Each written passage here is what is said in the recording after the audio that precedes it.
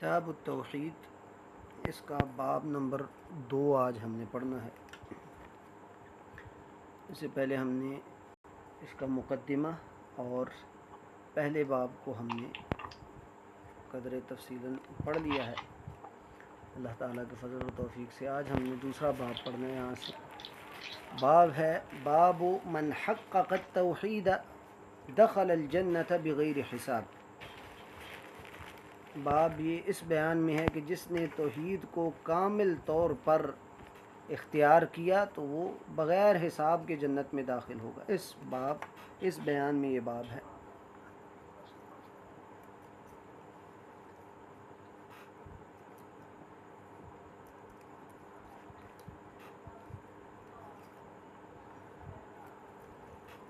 اس باب میں 2 آیات اور 1 حدیث لائی گئی ہے اور اس سے یہ چیز ثابت کی گئی ہے۔ باب من حقق التوحید دخل الجنۃ بغیر حساب، یعنی اس باب میں کتاب و سنت دونوں سے دلائل ذکر کیے گئے ہیں جو اس بات پر دلالت کرتے ہیں کہ توحید کو جو اچھی طرح مکمل انداز سے اختیار کر لیتا ہے وہ جنت میں بغیر حساب اور بغیر عذاب کے داخل ہوتا ہے۔ یعنی جو توحید کو اس کے تمام حقوق لوازمات کے ساتھ ادا کرتا ہے تو اس کی جزا جنت ہے۔ اور یہ توحید کی عظیم برکت ہے، اور اس باب کے مقصود میں 2 چیزیں، ایک تو توحید کو مکمل اور کامل انداز سے اختیار کرنے کا کہا گیا، اور اس شرط کی بنیاد پر اس کی جزا ذکر کی گئی۔ اور پھر دخل الجنت بغیر حساب، یعنی اگر حساب نہیں ہے تو ظاہر سی بات ہے عذاب بھی نہیں ہوگا، کیونکہ اللہ کے نبی صلی اللہ علیہ وسلم کی حدیث میں ہے کہ من حوسب عذب، جس سے حساب ہوا اس کو عذاب ہوگا، یعنی اس کا مطلب حساب نہیں تو عذاب بھی نہیں ہے۔ لیکن توحید کی تحقیق سے کیا مراد ہے؟ جیسا کہ یہاں کہا جا رہا ہے من حقق التوحید، یہ ایک توحید کو اختیار کرنے سے زائد مقدار ہے، اس کی اصل حقیقت سے یہ زائد چیز ہے۔ یعنی ایک تو یہ ہے کہ توحید کی حقیقت کو جاننا، اس کو اختیار کرنا، علمی لحاظ سے بھی عملی لحاظ سے بھی، اس کو جاننا بھی اور اس پر عمل بھی کرنا۔ اور تحقیق کا مطلب ہے سب سے پہلے توحید کو جاننا، توحید کی اقسام کیا ہیں، شرک کی اقسام کیا ہیں، اور شرک کے سنگینی کیا ہے، اور شرک کی کیا توحید کے کیا تقاضے ہیں، اس کے کیا منافی امور ہیں، یعنی یہ ساری چیزیں۔ پھر اس کے بعد دل و جان سے اور اپنے عمل سے اس کو اختیار کرنا، اور اس توحید کے منافی جو بھی چیزیں ہیں ان کو چھوڑنا، جیسے کہ گناہ ہیں، بدعات ہیں، شرک ہے، اکبر ہو یا اصغر ہو، سب کو وہ چھوڑتا ہے۔ خیر، تو تحقیق کا لفظ جب عربی زبان میں استعمال ہوتا ہے تو اس میں ایک چیز کو مضبوط کرنا اور صحیح کرنے کا معنی ہوتا ہے لغوی لحاظ سے۔ یعنی گویا کہ توحید کو، تحقیق التوحید کا مطلب ہے کہ توحید کو مضبوط کرنا اور صحیح کرنا، کیسے؟ شرک کو چھوڑ کر، بدعات کو چھوڑ کر اور گناہوں کو چھوڑ کر۔ تو توحید کامل انداز میں تبھی ہو سکتی ہے اور راسخ تب ہوتی ہے دل میں جب انسان اس کے منافی تمام امور سے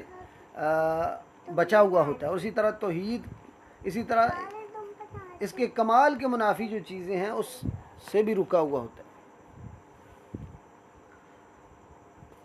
خیر، اس کا تعلق دل سے ہے توحید، اور توحید میں کامل ہونا، یہ توحید کا، اس کا تعلق دل سے بھی ہے اور عمل سے بھی ہے۔ یعنی ایک تو اس کی شرط کیا ہے کہ اللہ ہی کی عبادت کی جائے اور اللہ کے ساتھ عبادت میں کسی کو شریک نہ ٹھہرایا جائے، اور اس کی تکمیل یہ ہے کہ بندے کے دل میں اللہ کے علاوہ کوئی چیز نہ رہے، اللہ سے سب سے بڑھ کر محبت، اللہ سے سب سے زیادہ اخلاص اللہ کے لیے، اور اللہ کا خوف، اللہ سے امید، اللہ کی طرف رجوع اور یقین، یہ دلی لحاظ سے بھی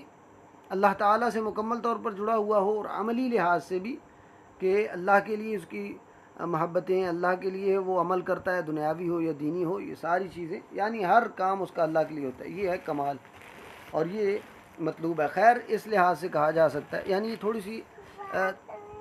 وضاحت کے لائق چیز ہے، اس لیے میں یہاں وضاحت کر رہا ہوں کہ باب کا معنی کیا ہے اور کہنا کیا چاہ رہے ہیں، اور جس کو وہ آگے ثابت کریں گے۔ توحید کو مکمل طور پر اور کامل طور پر انداز جو اختیار کرنا ہے، اس کے 2 درجات ہیں۔ ایک درجہ جو واجب ہے، ہر ایک کو ادا کرنا ہی کرنا ہے، ہر ایک کو اختیار کرنا ہی کرنا ہے۔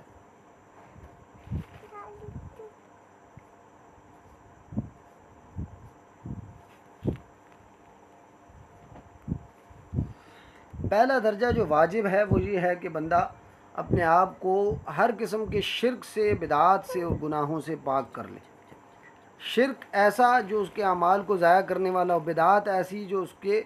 لیے عیب کا باعث ہو، اور گناہ ایسا جو اس کے توحید میں نقص کا باعث ہو، ان سب کو چھوڑنا کلی طور پر یہ ہے اصل توحید، اور یہ واجب ہے اور یہ ضروری ہے۔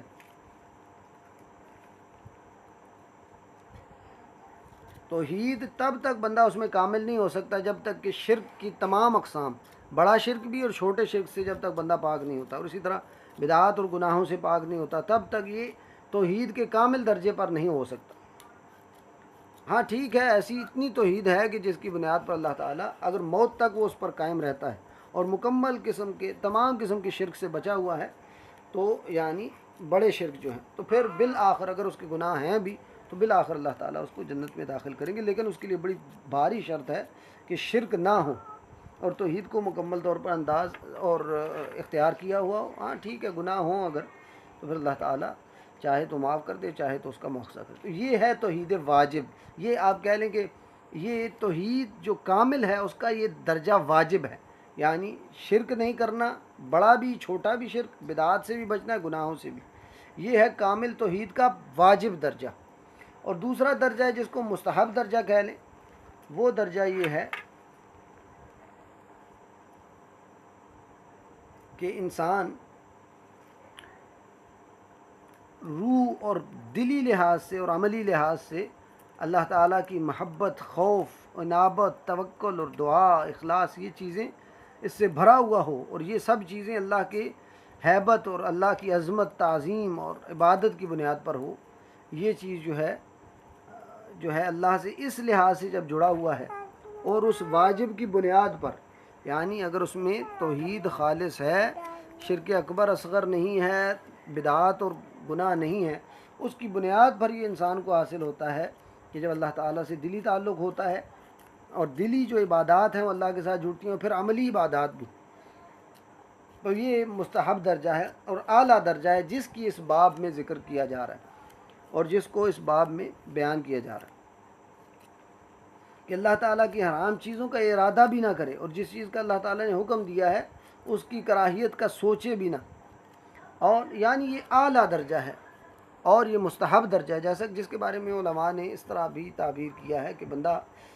ایسے امور جو مباح ہیں، جائز ہیں، لیکن ان کو اس وجہ سے چھوڑ دے کہ کہیں ان کی وجہ سے بندہ ناجائز امور میں نہ پڑ جائے۔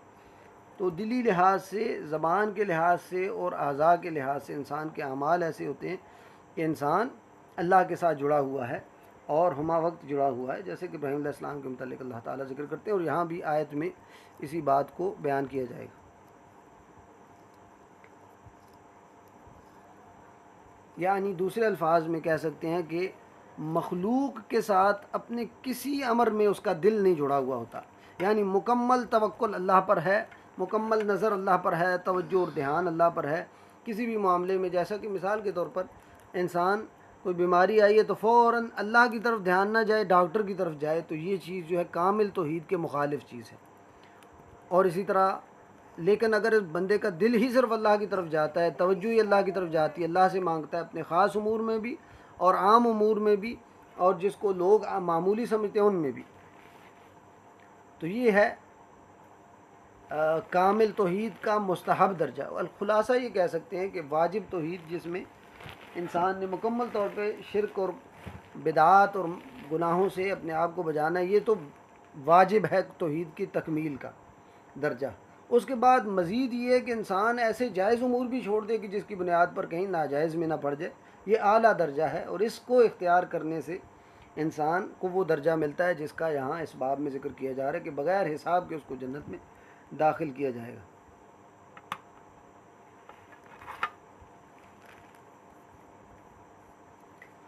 تو خیر ترجمہ اور باب یہ ہے کہ من حقق التوحید دخل الجنت بغیر حساب، جو توحید کو کامل انداز سے اس کے تمام شروط اور لوازمات اور اس کے منافی امور سے بچ کر جو اختیار کرتا ہے کامل اور اعلیٰ درجے کی، وہ جنت میں بغیر حساب اور بغیر عذاب کے داخل ہوگا۔ اور یہ توحید کو اختیار کرنا یہ بندے کو تب ہی کام دے گا جب یہ انسان اس کو مکمل طور پر اختیار کرتا ہے. صرف دعووں اور تمناؤں سے کام نہیں چلے گا، بلکہ جب دل کے اندر گہرائی میں یہ سما جائے گی اور پھر اس کے دقائق اور جو گہری امور ہیں اس میں بھی انسان اللہ تعالیٰ کے ساتھ جڑتا ہے، اور اس کے اعمال جو ہیں وہ اسی طرح ہو جاتے ہیں جیسا کہ اللہ تعالیٰ چاہتے ہیں. جیسا کہ حدیث میں آتا ہے کہ اللہ کے نبی صلی اللہ علیہ وسلم نے فرمایا کہ بندہ نوافل کو ادا کرتے کرتے اللہ کے اتنے قریب ہو جاتا ہے کہ پھر جو اللہ چاہتے ہیں وہاں اس کا ہاتھ اٹھتا ہے، جہاں چاہتا ہے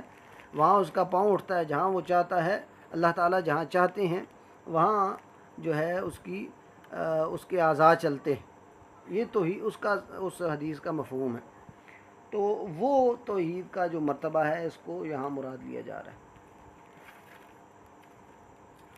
الغرض پچھلے باب میں کیا تھا؟ توحید کی فضیلت ذکر کی گئی. یہاں بھی یہ فضیلت ہے اپنی جگہ، لیکن یہ خاص فضیلت ہے. اعلیٰ درجے کی توحید جو اختیار کرتا ہے اس کے لیے یہ فضیلت ہے. پچھلے باب میں یہ ذکر کیا گیا کہ اس فضیلت میں وہ لوگ بھی شامل ہیں کہ جو توحید کو اختیار کرتے ہیں لیکن پھر بھی ان میں شرک اصغر آ جاتا ہے یا پھر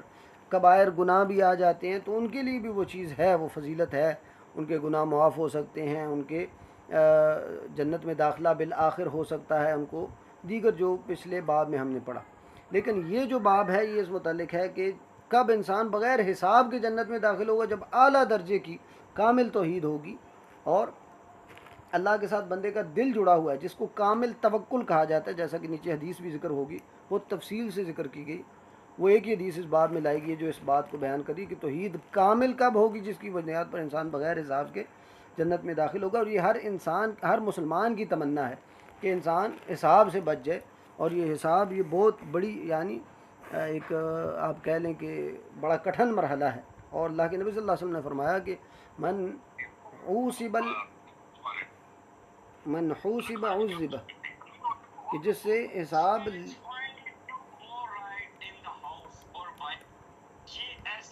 اپنا مائک آف کر لیں.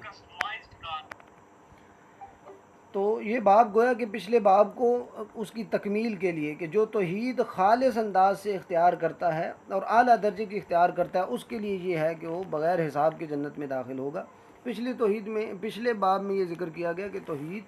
جو ہے وہ گناہوں کو مٹاتی ہے، اس کے دیگر فضائل ہیں، لیکن یہ اعلیٰ درجے کی توحید کے لیے یہ باب باندھا گیا ہے.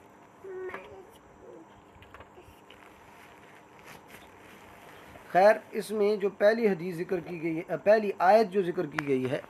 وہ ہے وقول اللہ تعالی ان ابراہیم کان امۃ قانتا للہ حنیفا ولم یک من المشرکین. سورۃ النحل کی آیت نمبر 120 ہے یہ. اور اس باب میں ویسے مصنف رحمہ اللہ نے 2 آیتیں اور ایک حدیث لائی ہے. تو پہلی آیت میں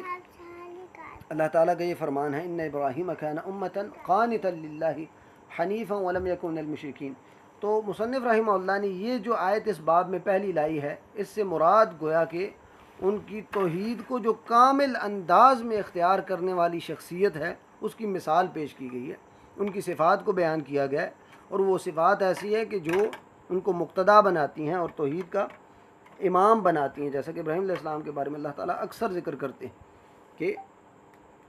قد كانت لكم اسوة حسنة في ابراہیم والذین معه اذ قالوا لقوم. اللہ تعالیٰ نے ان کو اسوہ بنایا تھا کہ نبی علیہ السلام کے متعلق فرمایا ثم اوحینا الیک ان اتبع ملت ابراہیم حنیفا.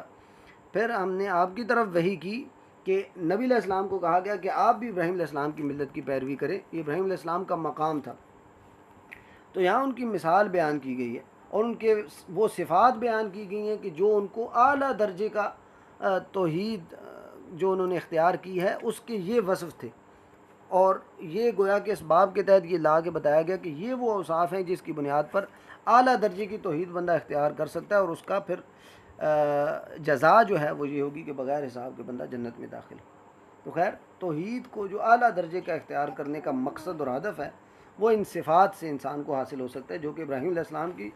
تھیں اور جن کو اللہ تعالیٰ نے اپنا خلیل بنایا تھا. خلیل اللہ تعالیٰ نے صرف 2 لوگوں کو، 2 انبیاء کو بنایا ہے. سب انبیاء میں سے بھی اللہ تعالیٰ نے 2 لوگوں کو خلیل بنایا ہے، ایک ابراہیم علیہ السلام اور ایک ہمارے نبی حضرت محمد صلی اللہ علیہ وسلم.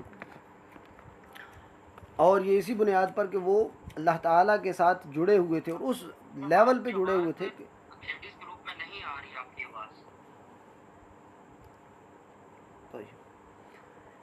جی ہاں، تو ہم ابراہیم علیہ السلام کے متعلق ذکر کر رہے تھے کہ ان کی صفات جو ہے وہ بڑے اعلیٰ انداز سے جو ہیں وہ اس آیت میں موجود ہیں، جس کو مصنف رحمہ اللہ نے ذکر کیا، اور اس سے مقصد یہ ہے کہ یہ جو باب باندھا گیا کہ بغیر حساب سے جنت میں داخل ہونے کا جو درجہ ہے یہ کب ملے گا، وہ توحید کو اس کامل انداز اور اعلیٰ انداز سے جو اختیار کرنا۔ تو ابراہیم علیہ السلام کی یہاں گویا کہ ثنا ذکر کی گئی اور تعریف ذکر کی گئی۔ اس میں پہلی چیز ذکر کی گئی ہے ان ابراہیم کان امتن، ابراہیم علیہ السلام امت تھے۔ امت سے کیا مراد ہے؟ یعنی امام تھے، ایسے امام کہ ان کی اقتداء کی جاتی تھی، ان کی پیروی کی جاتی تھی اور ان کے نقش قدم پر چلا جاتا ہے، ایسے امام ہیں۔ اور واقعی ابراہیم علیہ السلام کو تمام امتیں مانتی ہیں، تمام مذاہب اور ادیان، آپ کہہ لیں ادیان نہیں بلکہ مذاہب، یہ عبارت ٹھیک ہے، یہودی بھی ان کا دعویٰ کرتے ہیں، عیسائی بھی دعویٰ کرتے ہیں، حتیٰ کہ ہندو اور جو مشرک ہیں وہ بھی دعویٰ کرتے ہیں کہ ابراہیم جو ہے ہم ابراہیمی ہیں۔ تو یہ امام ایسے اللہ تعالیٰ نے ان کو بتا دیا، اور یہ کس بنیاد پر تھا؟ وَإِذِ ابْتَلَىٰ إِبْرَاهِيمَ رَبُّهُ بِكَلِمَاتٍ فَأَتَمَّهُنَّ قَالَ إِنِّي جَاعِلُكَ لِلنَّاسِ إِمَامًا۔ اللہ تعالیٰ نے ان کے اوپر بہت ساری آزمائشیں رکھی تھی، اور ان آزمائشوں میں وہ پورے جب اترے تو اللہ تعالیٰ نے فرمایا إِنِّي جَاعِلُكَ لِلنَّاسِ إِمَامًا، میں آپ کو امام بنانے والا ہوں تمام لوگوں کے لیے۔ اور حقیقت اللہ تعالیٰ نے امام بنایا، اور اس کی پھر اور امام سے یہ بھی مراد ہے کہ وہ خیر کو سکھانے والے تھے، خیر کو آگے پہنچانے والے تھے۔ اور ایک اور جو سورہ سجدہ کی آیت ہے جو بتاتی ہے کہ امامت کیسے ملتی ہے، وہ یہ کہ وَجَعَلْنَا مِنْهُمْ أَئِمَّةً يَهْدُونَ بِأَمْرِنَا لَمَّا صَبَرُوا وَكَانُوا بِآيَاتِنَا يُوقِنُونَ۔ صبر اور یقین یہ ایسی چیزیں ہیں کہ جو انسان کو امام بناتی ہیں۔ جیسے کہ امام ابن تیمیہ رحمہ اللہ کا بھی ایک شعر ہے اس طرح کا، بِالصَّبْرِ وَالْيَقِينِ تُنَالُ الْإِمَامَةُ فِي الدِّينِ۔ امام ابن القیم رحمہ اللہ نے یہ چیز ذکر کی ہے کہ صبر اور یقین یہ ایسے مقام ہے کہ جو انسان کو حاصل ہو جائیں اور کامل انداز میں حاصل ہو جائیں، اس کو اللہ تعالیٰ دین کی امامت عطا کرتے ہیں۔ اور دین کی امامت کی باقاعدہ اللہ تعالیٰ نے دعا ہمیں سکھائی، وَجَعَلْنَا لِلْمُتَّقِينَ إِمَامًا، اور یہ ہمیں دعا کرنی چاہیے کہ اللہ تعالیٰ امام بنائے۔ اور امام کا مطلب کیا ہوتا ہے؟ اس میں بڑی ساری صفات آ جاتی ہیں پھر، کہ جو لوگوں کو خیر سکھاتا ہے اور پھر وہ مقتدا بن جاتا ہے، یعنی اس کے اعمال ایسے ہو جاتے ہیں کہ لوگ پھر اس کی پیروی کرتے ہیں، اور وہ پھر امام ہوتا ہے۔ امام کو اسی لیے امام کہتے ہیں کہ امام آگے ہوتا ہے، لوگ اس کے پیچھے چلتے ہیں۔ اس لیے جو امام ہے پھر اس کو اپنی حیت، اپنے اعمال، اپنے اخلاق کو سب سے اعلیٰ رکھنا ہوگا۔ جیسا کہ ابراہیم علیہ السلام کے بارے میں کہا گیا کہ وہ امام تھے، اور امام کا کیا مطلب ہے؟ کان امتن، امت کہا، اور امت سے علماء نے ایک مراد یہ بھی لی ہے کہ یہ ایسے امام تھے کہ جن میں تمام امت کی جو صفات تمام امت میں ایک جمع ہو سکتی ہیں، وہ اکیلے ابراہیم علیہ السلام میں جمع تھی۔ یعنی تمام خیر کی صفات ان میں، اور خاص کر کامل توحید کی جو صفات ہیں ان کے اندر جمع تھی۔ اور ایک مفہوم یہ بھی ذکر کیا جاتا ہے کہ امت سے مراد یہ ہے کہ ابراہیم علیہ السلام جس وقت انہوں نے دعوت شروع کی وہ اکیلے امت تھے، اور تمام جو ان کے لوگ تھے وہ مخالف تھے، اس لیے اللہ تعالیٰ نے ان کو اکیلے کو امت کہا، کیونکہ سب کے مخالف وہ اکیلے تھے۔ کوئی نہ ہونے کے ساتھ باوجود بھی وہ بڑے عزم اور استقلال کے ساتھ چلے، اور اللہ تعالیٰ ان کی مثال پیش کرتے ہیں قرآن میں۔ خیر، بندہ امام ہرگز بن ہی نہیں سکتا جب تک کہ توحید میں کامل نہ ہو اور توحید کی دعوت نہ دیتا ہو۔ توحید اصل ہے اور پھر اس کے بعد دعوت اس کی اصل ہے۔ جس طرح ابن تیمیہ رحمہ اللہ نے یہ بات ذکر کی ہے اپنے فتاویٰ میں کہ کل من جعلہ اللہ اماما فإنہ یدعو الی عبادۃ اللہ وحدہ لا شریک لہ والنہی عن دعاء ما سواہ، ہر وہ بندہ جس کو اللہ تعالیٰ امام بنائے وہ ضرور اللہ کی عبادت کی دعوت دیتا ہے، اور وہ ضرور غیر اللہ کی عبادت سے اور اس کو پکارنے سے وہ روکتا ہے۔ تو ایک تو صفت یہ بتائے گی کہ انہ کان امتن، ان ابراہیم کان امتن، ابراہیم علیہ السلام امت تھے، اور اس کے کچھ مفاہیم آپ کے سامنے رکھے گئے۔ ایک تو یہ کہ امام الموحدین تھے، دوسرا یہ کہ ان میں تمام امت کی جو خیر کی صفات ہیں وہ پائی جاتی تھی، اور توحید میں وہ کامل درجے کی جو صفات ہیں وہ سب ان میں پائی جاتی تھی۔ اور اسی طرح امت کا یہ بھی مطلب ہے کہ وہ اپنے مخالفین کے درمیان کے مخالف ایک ہی تھے جو ان سب کے مخالف تھے اور توحید کا پیغام ان کو دے رہے تھے اور چل رہے تھے، اس لیے ان کو امت بھی کہا گیا، کیونکہ وہ اکیلے تھے اور ان کے مخالف سارے لوگ تھے اس وقت کے۔ ایک تو صفت یہ تھی، یہ ہونی چاہیے، پھر انسان کو وہ درجہ ملے گا دخل الجنت بغیر حساب۔ دوسری چیز قانتا للہ، وہ قنوت جو ہے یہ کہتے ہیں ایک تو خشوع اور اطاعت اور دائمی عبادت اور اطاعت کو کہتے ہیں۔ قنوت جو ہے دائمی اطاعت اور دائمی عبادت کو کہتے ہیں، یعنی اللہ تعالیٰ کی وہ دائمی عبادت کرنے والے تھے، یہ نہیں ہے کہ ایک دن کی ایک دن نہ کی، یا ایک دن سستی ہے ایک دن بڑی چستی ہے، ایسے نہیں، بلکہ دائمی عبادت کرنے والے تھے اور عبادت میں بڑی محنت کرنے والے تھے، اور ہر حال میں عبادت میں جو ہے جاری رہتے تھے۔ جیسا کہ نبی علیہ السلام کے بارے میں فرمایا کہ کان یذکر اللہ علی کل احیانہ، ہر حال میں اور ہر وقت جو ہے نبی علیہ السلام ذکر میں مصروف ہوتے تھے، کھڑے ہیں ذکر کر رہے ہیں، بیٹھے ہیں ذکر کر رہے ہیں، سو رہے ہیں تب بھی ذکر کر رہے ہیں، اور کھا رہے ہیں تب بھی اللہ تعالیٰ کا ذکر کر رہے ہیں، رات کو بھی ذکر کر رہے ہیں، دن کو بھی ذکر کر رہے ہیں۔ تو یہ وہ درجہ ہے جس کو قنوت کہتے ہیں، جیسا کہ حدیث میں بھی آیا نا کہ سب سے بہتر نماز یہ کہ جس میں طول القنوت ہو، لمبا قنوت اور لمبا قیام ہو۔ اور ابن تیمیہ رحمہ اللہ نے قنوت کا معنی کیا دوام الطاعہ، اطاعت میں دائمی بندہ ہو، یعنی اطاعت یہ اصل ہے، عبادت اطاعت کا نام ہوتا ہے کہ بندہ جو اللہ کہے جا رہے ہیں وہ مانی جا رہا ہے، جو نبی علیہ السلام کہے جا رہے ہیں وہ مانے جا رہے ہیں، اور اسی کے اوپر جیسا کہ اللہ تعالیٰ قرآن فرماتے ہیں امن هو قانت آناء اللیل ساجدا وقائما یحذر الآخرۃ ویرجو رحمت ربی، رات کے قیام کو بھی قنوت کہا گیا۔ خیر قنوت یہاں مراد ہے دائمی عبادت کرنے والے اور دائمی اطاعت میں مشغول رہنے والے، یہ دوسری صفت۔ تیسری صفت ہے حنیفاً، حنیف سے مراد یہ ہے، حنف کہتے ہیں مائل ہونے کو، میلان کو، یعنی وہ قصداً شرک سے ہٹ کر توحید کی طرف مائل ہونے والے تھے، اور مکمل طور پر توحید سے شرک سے کنارہ کش ہو کر توحید پر جٹے ہوئے تھے اور جڑے ہوئے تھے اور جمے ہوئے تھے، اس کو کہتے ہیں حنیف، یعنی وہ جو شرک سے بھی ہٹے ہوئے ہوں، مشرکوں سے بھی ہٹے ہوئے ہوں، اور ان کے رستے سے بھی دور ہوں اور ان مشرکوں سے بھی دور ہوں، جیسا کہ اللہ تعالیٰ نے ابراہیم علیہ السلام کے بارے میں کئی آیات میں یہ چیز ذکر کی ہے کہ ابراہیم علیہ السلام جو ہے وہ ایک تو انا براء منکم ومما تعبدون من دون اللہ، ان مشرکوں سے بھی کہا کہ ہم آپ سے بھی بری ہیں اور جن کی آپ عبادت کرتے ہیں ان سے بھی بری ہیں، اور اسی طرح ان سے بغض کا اظہار کیا، ان کے ساتھ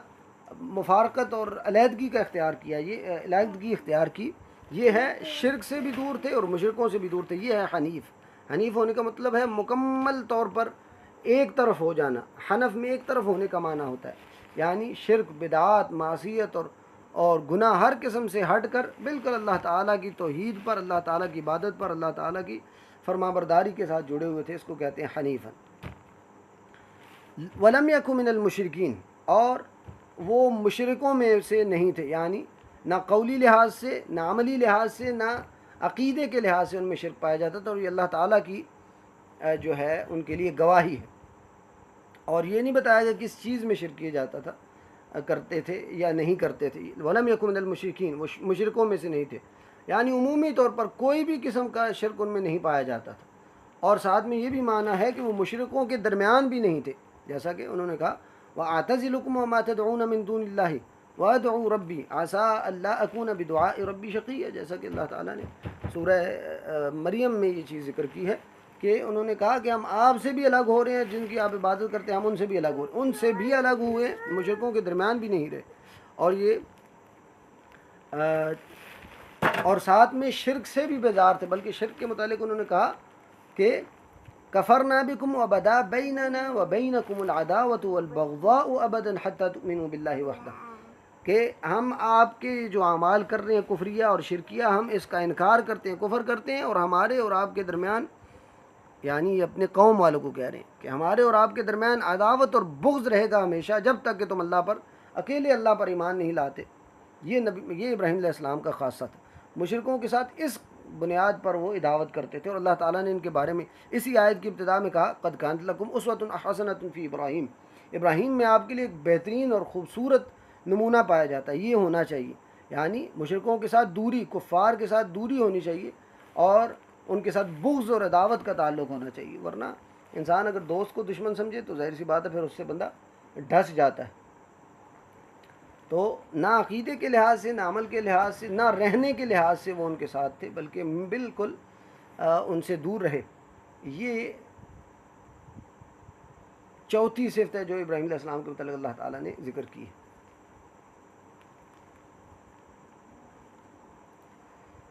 تو یہ چار صفات ایسی ہیں کہ جس میں یہ چار صفات پائی جائیں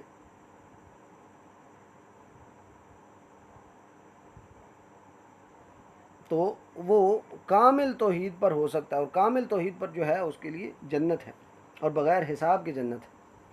تو ان ابراہیم کان امۃ قانتا للہ حنیفا ولم یکن من المشرکین، بے شک ابراہیم اپنے آپ میں ایک امت تھے، ایک معنی یعنی دوسرے تمام قوم کے مخالف اکیلے توحید پہ ڈٹے ہوئے، اور امت تھے، امام تھے، اور تمام امت کی صفات خیر ان میں پائی جاتی تھی، اور اسی طرح تمام امت کے لیے رہنما تھے، یعنی مقتدا تھے، ہمارے لیے بھی اور ہماری امت کے لیے بھی اور اپنے وقت کے لیے بھی، اور تمام مذاہب کے لیے ان کو اللہ تعالیٰ نے مقتدا بنایا۔ قانتا للہ، دائمی عبادات میں مشغول رہتے تھے، اور دائمی اللہ تعالیٰ کا ذکر کرنے والے اور اطاعت کرنے والے تھے۔ حنیفاً، مکمل طور پر شرک سے ہٹ کر، مشرکین سے ہٹ کر، توحید اور اہل توحید کے ساتھ رہنے والے تھے اور محبت کرنے والے تھے۔ حنیفاً، بالکل شرک سے ہٹ کر توحید کی طرف مائل ہونے کو کہتے ہیں۔ ولم یکن من المشرکین، اور مشرکوں میں سے نہیں تھے، مکمل طور پر شرک سے اجتناب کرنے والے تھے۔ اسی وجہ سے انہوں نے ان کے بتوں کو توڑا اور ان کی شرک کی نفی کی اور علل اعلان کی، اور اپنے باپ تک کو کہا کہ آپ اور آپ کی قوم جو ہے یہ سخت جو ہے گمراہی میں پڑے ہوئے، یہاں تک انہوں نے کہا، اور جہاں والد نے پھر نکالا بھی، اور یہاں تک کہا کہ وہجرنی ملیہ، اور پھر ساری قوم سے الگ ہو گیا تاکہ قوم نے ان کو آگ میں ڈالا، اور اللہ تعالیٰ نے پھر کمال توحید کی بنیاد پر ان کو اس آگ سے بھی بچایا، دنیا کی آگ سے بھی بچایا اور آخرت کی آگ سے بھی بچایا۔ تو ولم یکن من المشرکین، یہ اولو العزم جو 5 انبیاء ہیں ان میں سے ایک ابراہیم علیہ السلام کا بھی ذکر ہے کہ شرک سے مکمل طور پر اجتناب، اس کا اللہ تعالیٰ خود گواہی دے رہے۔ خیر، یہ ہے وہ کامل توحید جس کا نمونہ مصنف رحمہ اللہ پیش کرنا چاہ رہے ہیں کہ یہ کامل توحید اس درجے کی ہوگی تو پھر جو ہے انسان کو درجہ ملے گا کہ بغیر حساب کے وہ جنت میں داخل ہوگا، اور بغیر عذاب کے بھی وہ جنت میں داخل ہوگا۔ اور ساتھ میں کہا کہ ان ابراہیم کان امتن، کہ ابراہیم علیہ السلام اکیلے امت تھے۔ اب یہ کہ اب ایک بندہ آج بھی اگر توحید اختیار کی ہوئی ہے اس نے، اور تمام معاشرہ اگر شرک پر ہے تو اس کو پریشان نہیں ہونا چاہیے، جیسا کہ اللہ تعالیٰ، اور پھر یہ اس کا بڑا مقام ہوگا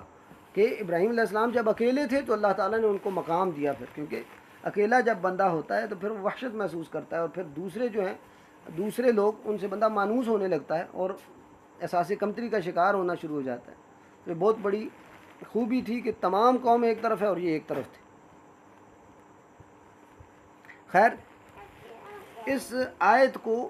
ایک تو مناسبت یہ ہے کہ اعلیٰ درجے کی توحید کا جو اختیار کرنا اوپر بتایا گیا جس سے جنت میں بغیر حساب کے داخلہ ممکن ہو سکتا ہے، وہ اس کے لیے 4 یہ بنیادی صفات ہیں: امام بننا، امام کا درجہ حاصل کرنا، اور دائمی عبادت، اور بالکل شرک اور مشرکوں سے ہٹ کے توحید کو اختیار کرنا، اور پھر مزید آگے کہا گیا ولم یکن من المشرکین، کہ جس طرح ابراہیم علیہ السلام تھے کہ نہ مشرکوں میں سے تھے اور نہ ہی شرک کی کوئی قسم ان میں پائی جاتی تھی، یہ ہونا چاہیے۔ تو ابراہیم علیہ السلام کی صفات کو ذکر کر کے ایک تو ترغیب بھی دی گئی ہے کہ ان کی اتباع کی جائے، کیونکہ جو ابراہیم علیہ السلام کی اتباع کرے گا اور خاص کر ان صفات میں، ان کے لیے جنت بغیر حساب کے ہوگی، بغیر حساب اور بغیر عذاب کے ہوگی۔ اور دوسری یہ چیز ہے کہ ابراہیم علیہ السلام کے متعلق، خیر ابراہیم علیہ السلام کی یہ آیت کے شروع حصے کو ذکر کیا گیا، ورنہ اس کے اگلے حصے کو اگر دیکھا جائے تو آگے جا کے اللہ تعالیٰ نے ان کے بارے میں کہا وَإِنَّهُ فِي الْآخِرَةِ لَمِنَ الصَّالِحِينَ، ان ابراہیم کان امۃ قانتا للہ حنیفا ولم یکن من المشرکین شاکرا لانعمہ اجتباہ وہداہ الی صراط مستقیم.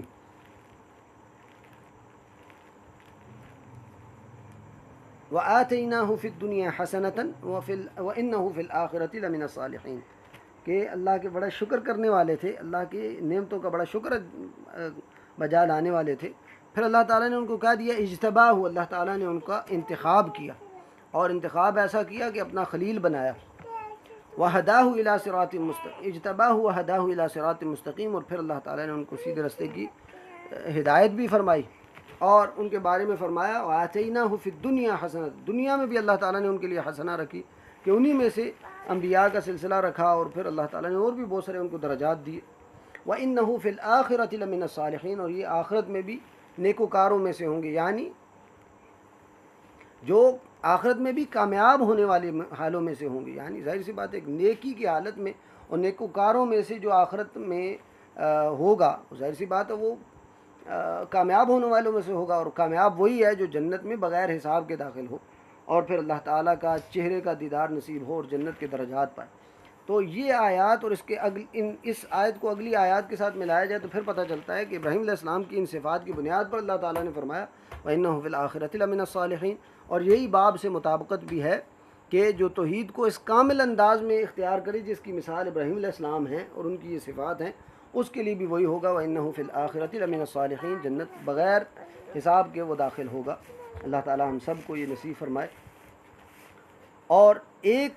طریقہ یہ بھی ہے کہ اللہ تعالیٰ نے فرمایا وَلَمْ يَكُن مِنَ الْمُشْرِكِينَ. اس کا بھی باب سے مطابقت ہے کہ توحید کو اختیار کرنا کامل انداز میں، اس میں ایک بڑی شرط یہ ہے کہ شرک کو شرک کی تمام اقسام سے اجتناب کرنا. اور کیسے ہوگا؟ پہلے اس کے بارے میں علم ہوگا، پھر اس کے بارے میں جو ہے بچنے کی ایک تڑپ پیدا ہوگی. جیسا کہ بخاری میں حدیث اللہ کے نبی صلی اللہ علیہ وسلم نے فرمایا کہ ثلاث من کن فیہ وجد بہن حلاوۃ الایمان. اس کی تیسری چیز ذکر کی کہ 3 چیزیں ایسی ہیں جو انسان کو ایمان کی حلاوت دیتی ہیں. اور ایک یہ ہے کہ من کرہ ان یعود فی الکفر کما یکرہ ان یقذف فی النار. کفر میں پڑنا ایک بندے کو ایسا ناپسندیدہ لگے جیسا کہ آگ میں گرنا بندے کو ناپسندیدہ لگتا ہے، اتنا کفر سے بندے کو نفرت ہو. ایسی نفرت اللہ تعالیٰ کو مطلوب ہے، اور یہ کامل توحید کی بنیاد پر ہو سکتی ہے. تو یہ شرک سے مکمل طور پر اجتناب یہ توحید کا اعلیٰ درجہ ہے، اور توحید کامل اسی سے ہوتی ہے، بلکہ یہ بنیاد ہے. اس کی بنیاد پر پھر آگے مزید جو ہے وہ اس سے بندہ درجات حاصل کرتا ہے. خیر یہ آج آیت یہی کافی ہے. اس کے بعد اگلی آیت میں بھی تقریباً یہی مضمون ہے، اور اس کے بعد جو حدیث ہے وہ تفصیل سے ذکر کی گئی، اور اس میں اوصاف ذکر کیے گئے، اور اس میں یہ بیان ہی یہی الفاظ ہیں کہ جو اعمال اختیار کرے گا وہ جنت میں بغیر حساب کے داخل ہوگا. بہت خوبصورت حدیث ہے، لیکن اس کا معنی اور مفہوم سمجھنے کی ضرورت ہے. انشاءاللہ اللہ تعالیٰ کی توفیق سے بیان کیا جائے گا. تو یہ ابراہیم علیہ السلام کا یہاں آج بیان ہوتا ہے کہ ابراہیم علیہ السلام کی یہ صفات ہیں جو اعلیٰ درجے کی توحید کو کے لیے ضروری ہیں، اور اس کی جزا یہ ہے کہ دخل الجنت بغیر حساب. جزاکم اللہ خیرا و احسن الجزاء. بارک اللہ فیکم. السلام علیکم و رحمۃ اللہ وبرکاتہ.